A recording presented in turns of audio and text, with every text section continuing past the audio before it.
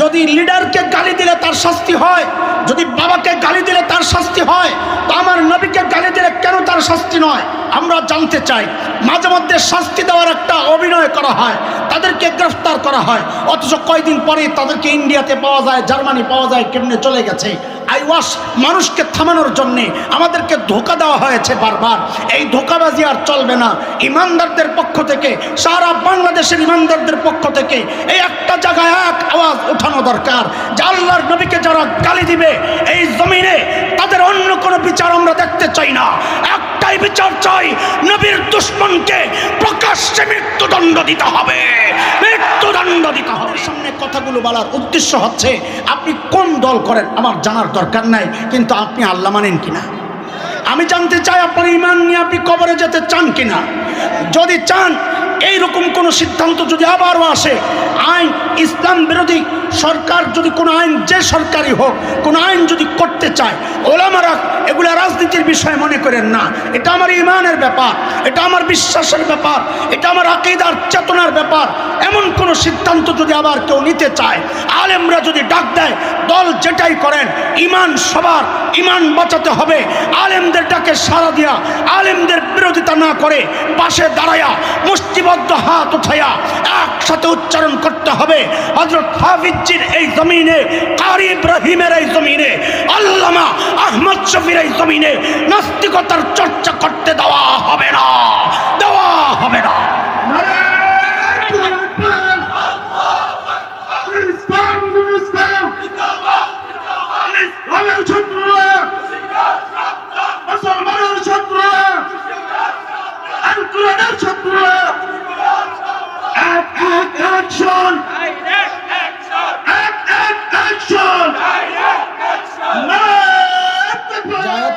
তিলাওয়াত করছি, এই আয়াতে আল্লাহ তাআলা বলেন, ওয়ানাদাউল মাওয়াজিনাল কিসতা লিয়াউমিল কিয়ামাহ, কিয়ামতের দিন আমি ইনসাফ দেওয়ার জন্য, ইনসাফের ফয়সালা করার জন্য দাড়িপাল্লা দাঁড় করা। দুনিয়ার আদালতে প্রহসন হয় বিচারের নামে, শুধুই রাজনৈতিক কারণে যারা অপরাধ করে নাই তাদেরকে সর্বোচ্চ শাস্তির মুখোমুখি হতে হয়। আবার ওই রাজনৈতিক পরিচয়ের কারণে শীর্ষ অপরাধীরাও ছাড়া পেয়ে যায়। আল্লাহ বলেন, ফালা তুজলামু নাফসুন শাইআ, আমার আদালত এমন হবে না, আমার আদালতে কারো উপর বিন্দু মাত্র জুলুম হবে না। বলে এই বিন্দু মাত্র কথাটার মানে কি? আল্লাহ নিজেই যেন ব্যাখ্যা দিচ্ছেন, ওয়া ইন কানা মিসকালা হাববাতিন মিন খারদাল আতাইনা বিহা। কেউ যদি সরিষা দানা পরিমাণও কিছু করে, সেটা ভালো কাজ হোক, মন্দ কাজ হোক, সওয়াবের কাজ হোক, গুনার কাজ হোক, ওই অল্প আমলটাকেও আমি পাল্লায় উঠায়া দিব মাপার জন্যে। বান্দার হিসাবের জন্য আল্লাহর এই প্রক্রিয়াটাই আল্লাহর জন্য যথেষ্ট। এই হচ্ছে আয়াতের মোটামুটি তর্জমা। এই আয়াতকে সামনে রেখে মুফাসসিরিনে কেরাম হাসরের মাঠে মানুষের শ্রেণী করেছেন চারটা, মূলত পাঁচটা। আমরা চারটা নিয়ে কথা বলবো ইনশাআল্লাহ। এই জন্য আপনাদেরকে জিজ্ঞেস করলে আপনারা চারটাই বলবেন। বলেন তো আমার সাথে, হাসরের মাঠে মানুষের শ্রেণী হবে কয়টা? এই চার শ্রেণী বের করা কোনো জটিল বিষয় না, আপনারাও পারবেন। আমি একটা সরল সূত্র শিখাইয়া দিই, তা আপনারাও পারবেন এটা বের করতে, সহজ। শুধু এতটুকু আমাকে বলেন, দাড়িপাল্লা যে আছে মাপার দাড়িপাল্লা, পাল্লা থাকে কয়টা? হ্যাঁ, দুইটা। ধরেন ধান মাপবেন, এক পাল্লায় পাথর দিছেন, পাশের পাল্লায় ধান দেন নাই, মাপা যাবে? কেন যাবেন আপনারা জানেন, তাও আমি একটা বক্তব্য দেই, ওইটাই আপনারা বারবার বলবেন। একদম বয়ানের শেষ পর্যন্তই আমি একটা কথা জিজ্ঞেস করব, আপনাদেরকে একটাই ডিউটি দিচ্ছি, জিজ্ঞেস করব কেন মাপা যাবে না, তো এই এক কথাই বলবেন। বলেন আমার সাথে, পাল্লা একটা খালি। সবাই বলেন। আমি তিনটা কথা বলছি, একটাও ছাড়া যাবে না। এক নম্বর পাল্লা, দুই একটা, তিন খালি। এই তিনটার একটা কথাও বাদ দিলে আমার সব এলোমেলো হয়ে যাবে। তা আবার জিজ্ঞেস করি, একটু সবাই একসাথে বলবেন। এটা আমাদের ভিত্তির কথা, মূল কথা, এটা বুঝলে সামনে বোঝা সহজ হবে ইনশাআল্লাহ। বলেন এক পাল্লায় পাথর দিছি আর এক পাল্লায় ধান রাখি নাই, মাপা যাবে? কেন যাবে না? কয় পাল্লা খালি? পাল্লা একটা খালি। একটা না বললে সহলে চলে পেছন লাগবে। বলেন ঠিক করে, এক পাল্লায় পাথর দিছি আর এক পাল্লায় পাথর রাখি নাই, এই ধান রাখি নাই, মাপা যাবে? কেন যাবে না? পাল্লা একটা খালি। ঠিক এর উল্টাও তো হইতে পারে, এক পাল্লায় ধান দিছি আর এক পাল্লায় পাথর রাখি নাই, মাপা যাবে? কেন যাবে না? ঠিক করে তিন কথা বলেন, সহি কথা বলেন, নাহলে কিন্তু আগামো না। এই বারবার এটারই মুখস্থ করা বোঝা করে আল্লাহ। বলেন কেন মাপা যাবে না? পাল্লা একটা। হাসরের মাঠে আল্লাহর আদালতে এমন কিছু মানুষ আসবে যাদের নেকির পাল্লায় নেকি তো আছে, কিন্তু গুনার পাল্লায় গুনাহ নাই একটাও। বলেন তো তাদের আমল মাপা যাবে? কেন যাবে না? হ্যাঁ হ্যাঁ হ্যাঁ, এই জবাবটাই চাচ্ছি, বারবার এটাই বলেন। বলেন কেন মাপা যাবে না? এই এদের ব্যাপারেই আল্লাহ তাআলার সিদ্ধান্ত, তারা বিনা হিসাবে, হিসাব ছাড়া জান্নাতে চলে যাবে। তাদের হিসাব কেন হবে না একটু জোরে সরে বলেন তো। না না, জবাব এইটা না, আমি যেটা শিখেছি ওইটা বলেন। বলেন কেন মাপা যাবে না, হিসাব হবে না? পাল্লা একটা খালি। কোনটা? গুনার পাল্লা। ঠিক আছে কথা। আরেকটা শ্রেণী আসবে ঠিক উল্টা, যাদের গুনার পাল্লায় গুনাহ তো আছে কিন্তু নেকির পাল্লায় একটা নেকিও নাই, খালি। বলেন তো তাদের আমল মাপা যাবে? কেন যাবে না? পাল্লা একটা খালি, ওই এক কথাই। এদের সম্পর্কে আল্লাহ বলেন ফালা নুকিমু লাহুম ইয়াউমাল কিয়ামাতি ওয়াজনা, আমি ওদের আমল মাপবো না, ওরাও বিনা হিসাবে জাহান্নামে চলে যাবে। কয় গ্রুপ গেছে? নাউজুবিল্লাহ। সব জায়গায় সুবহানাল্লাহ বললে তো ভেজাল লাগবে, কি বলতে হবে? তো বলেন গ্রুপ কয়টা হয়েছে? এক গ্রুপ বিনা হিসাবে, আরেক গ্রুপ বিনা হিসাবে, আর বাকি আছে কয় গ্রুপ? ওই দুই গ্রুপের দুই পাল্লাতেই আছে, নেকিও আছে গুনাহও আছে। কারো গুনার পাল্লা ভারী, কারো নেকির পাল্লা ভারী। এই দুই গ্রুপের ব্যাপারে আল্লাহর কি সিদ্ধান্ত? আল্লাহ নিজেই সূরা আল কারিআর মধ্যে আল্লাহ বলেন فَأَمَّا مَنْ ثَقُلَتْ مَوَازِينُهُ فَهُوَ فِي عِيشَةٍ رَاضِيَةٍ। আল্লাহ বলেন যাদের নেকির পাল্লা ভারী সে জান্নাতি। وَأَمَّا مَنْ خَفَّتْ مَوَازِينُهُ فَأُمُّهُ هَاوِيَةٌ। আল্লাহ বলেন যাদের গুনার পাল্লা ভারী তারা জাহান্নামী। কয় গ্রুপ গেছে? টোটাল কয় গ্রুপ? 4। চলেন আবার পেছনে যাই। ওই যে প্রথম গ্রুপ, যাদের নেকির পাল্লায় নেকি আছে, একটাও গুনাহ নাই, মনে আছে? তাদের ব্যাপারে আল্লাহর ফয়সালা কি?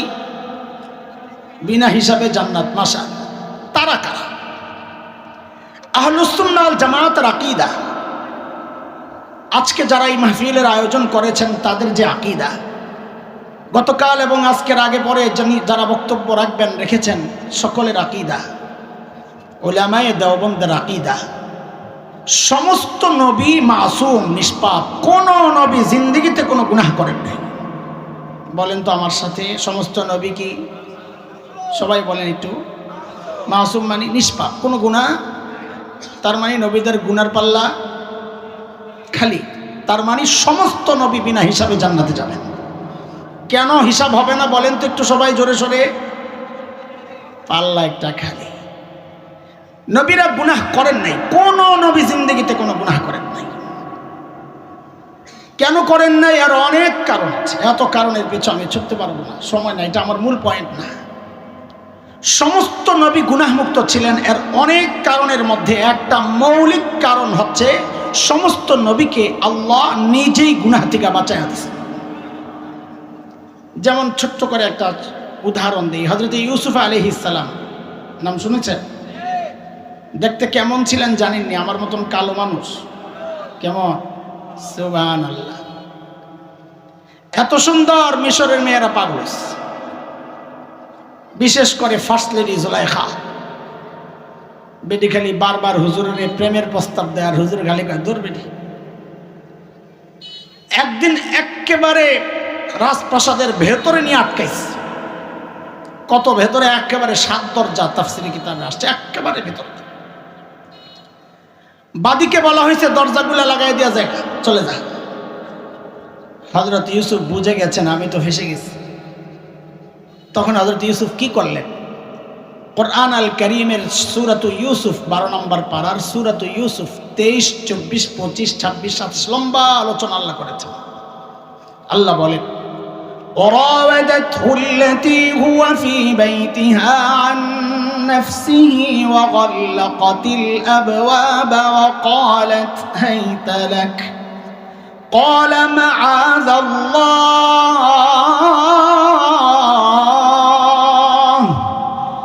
إنه ربي أحسن مثواي إنه لا يفلح الظالمون।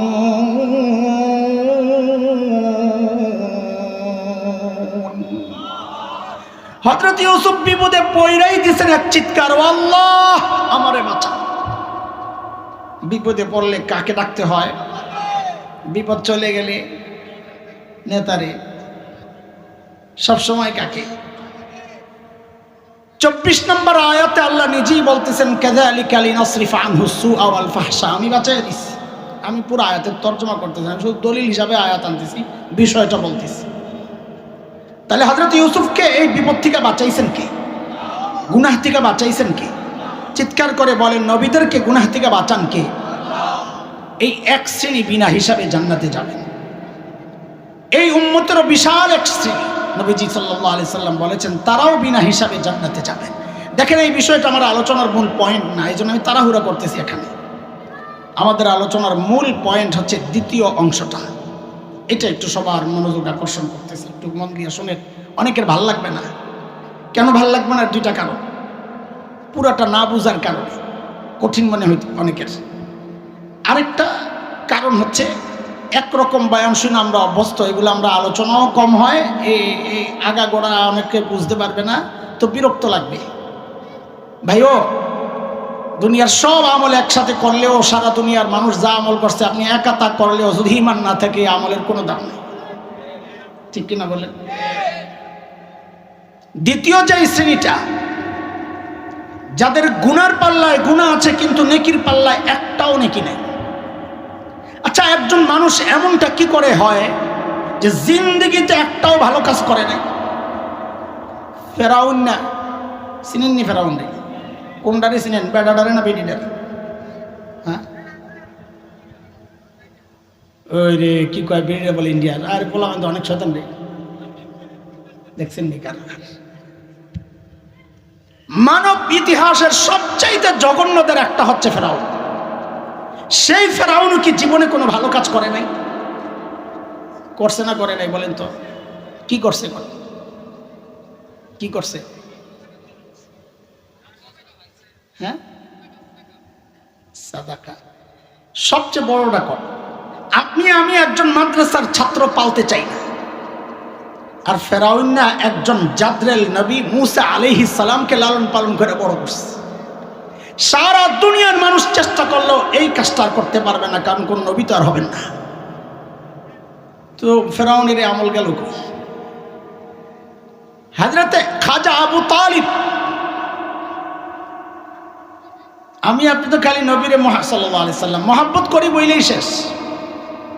আর আবু তালিব প্রায় 47 বছর নবী আলাইহিস সালামকে বুকে জড়ায়া রাখছেন, একটা টাচ লাগতে দেন নাই। বাবার স্নেহ দিয়েছেন, মায়ের স্নেহ দিয়েছেন, দাদা দাদির স্নেহ দিয়েছেন, নানা নানির স্নেহ দিয়েছেন, সবার স্নেহ একা আবু তালিব দিয়েছেন।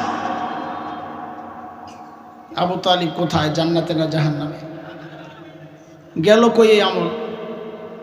বলে ঈমান ছাড়া আল্লাহর কাছে এই সমস্ত আমলের কোনো দাম নাই। এই পুরা মাঠটা ভরা যদি জাল টাকা থাকে, এই কয় কোটি টাকা হইব? জাল টাকা সব নেই, কয় অনেক, 1 টাকাও না। বরং এই টাকা কাউরে দিলে হে গো আমি এটা নিম না, কি লাগে পুলিশ পাইলে আমারে বাইন্দা লয়ে যাবে, ঠিক নেই? এই বিশাল জাল টাকার কোনো মূল্য নাই। ঈমান ছাড়া সমস্ত আমল ওই জাল টাকার মতো। এটার কোনো মূল্য নেই। দোস্ত, এইবার আমি একটা প্রশ্ন করি, আমি একটা ময়দান তৈরি করে দিছি, জবাবটা যেন সহি দেন। একটা প্রশ্ন করি, সবাই বলেন তো, গুনার পাল্লায় গুনাহ আছে, নেকির পাল্লায় একটাও নেকি নাই, তাহলে তারা কারা? সবাই বলেন। এদেরকে আমরা কি বলি? কাফের, বেঈমান, তাই না? মাশাআল্লাহ, মুশরিক, মাশাআল্লাহ, ঠিকই আছে। কিন্তু আপনাদের মাথায় যাদের কথা ঘুরতেছে, আজকে আমি তাদের সম্পর্কে আলোচনা করব না। আমি এমন একটা শ্রেণী সম্পর্কে আপনাদের সামনে কথা বলতে চাই যাদেরকে আমরা মুসলমান হিসাবে চিনি,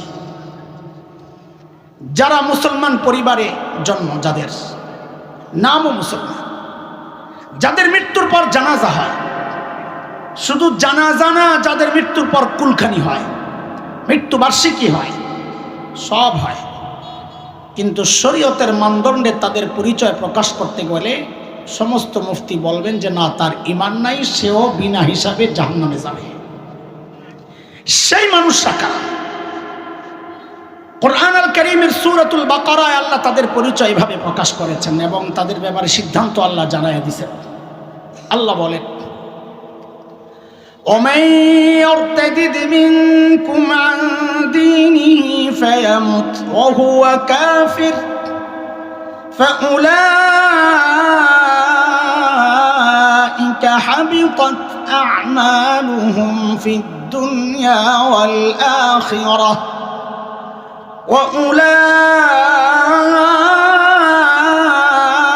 وأولئك أصحاب النار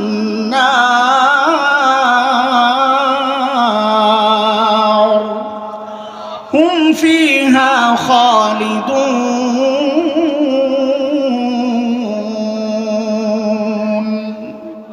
আল্লাহ বলেন, যারা মুরতাদ তাদের সমস্ত আমল বাতিল, তারা চিরকালের জন্য জাহান্নামে যাবে।